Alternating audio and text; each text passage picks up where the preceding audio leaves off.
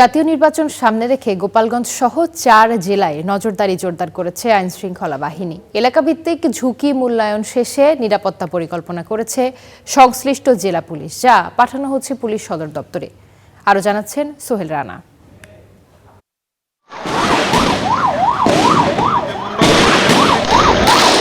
৫ August ক্ষমতাচ্যুত প্রধানমন্ত্রী শেখ হাসিনা ভারতে পালিয়ে গেলেও কার্যক্রম নিষিদ্ধ আওয়ামী লীগের বেশ প্রভাব রয়ে যায় গোপালগঞ্জে,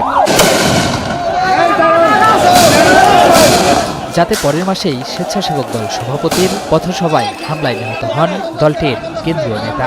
পরের বছর সেনাবাহিনীর উপরও হামলা চালায় বিক্ষুব্ধরা। এছাড়া এনসিপির সমাবেশ ঘিরে হামলায় কয়েকজন নিহত হন।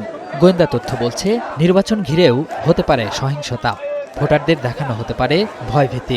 কোনো প্রতিপক্ষ তারা এত জোরালো ভাষায় বলতেছে যে আমরা তো নির্বাচনে চলে গেছি, নির্বাচনের সময়ও তোমাদের খবর আছে, নির্বাচন উত্তর তোমাদেরকে বিভিন্ন রকমের হেনস্থা করা হবে। ভরসা পেতে নিজেকে হতে হয় পাতের মতো দৃঢ়, ঠিক যেমনটা জেরুসালেম।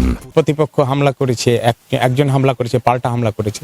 ফলে এই হামলাগুলোর প্রকৃতি দেখেই প্রশাসনকে খুব শক্তভাবে ভোট কেন্দ্রগুলো নিয়ন্ত্রণ করা উচিত। রিটার্নিং কর্মকর্তা জানান, সুষ্ঠু নির্বাচনের স্বার্থে বিভিন্ন বাহিনীর সমন্বয়ে কাজ করছে তারা।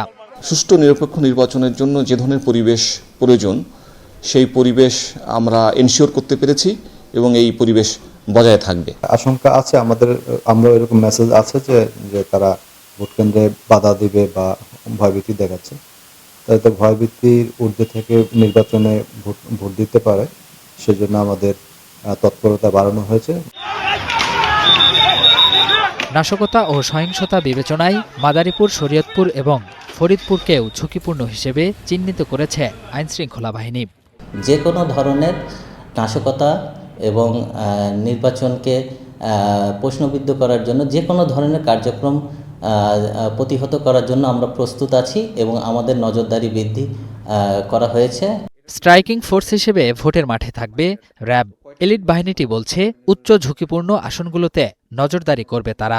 এতে ডগ স্কোয়াড, ড্রোন ও হেলিকপ্টার ব্যবহার করা হবে। তথ্য উপাত্ত অনুযায়ী যেগুলো উচ্চ ঝুঁকিপূর্ণ আসন, সেই উচ্চ ঝুঁকিপূর্ণ আসনে আমাদের মোতায়েন বেশি থাকবে, জনবল বেশি থাকবে এবং আমাদের তৎপরতাও বেশি থাকবে। টোটাল যে ডেপ্লয়মেন্ট প্ল্যান, র্যাবের এই ডেপ্লয়মেন্ট প্ল্যানটাকে সাজানো হয়েছে। আশা করছি যে এবারের নির্বাচন সুষ্ঠু, সুন্দরভাবে আমাদের দেশের জনগণ অংশগ্রহণ করতে পারবেন। সীমান্ত জেলার পাশাপাশি দেশজুড়েই নিরাপত্তায় থাকবে বিজিবি। নির্বাচন কেন্দ্রিক যে কোনো সহিংসতা প্রতিরোধ করার জন্য আমরা যে ধরনের নির্দেশনা পাব, সেগুলো আমরা পালন করতে বদ্ধপরিকর।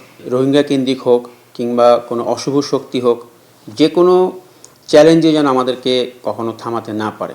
পুলিশ সদর দপ্তর বলছে, ভোটারদের মধ্যে যেন আস্থার সংকট তৈরি না হয়, সেদিকে সর্বোচ্চ গুরুত্ব দিচ্ছে তারা। Sohel Rana, star news, Dhaka.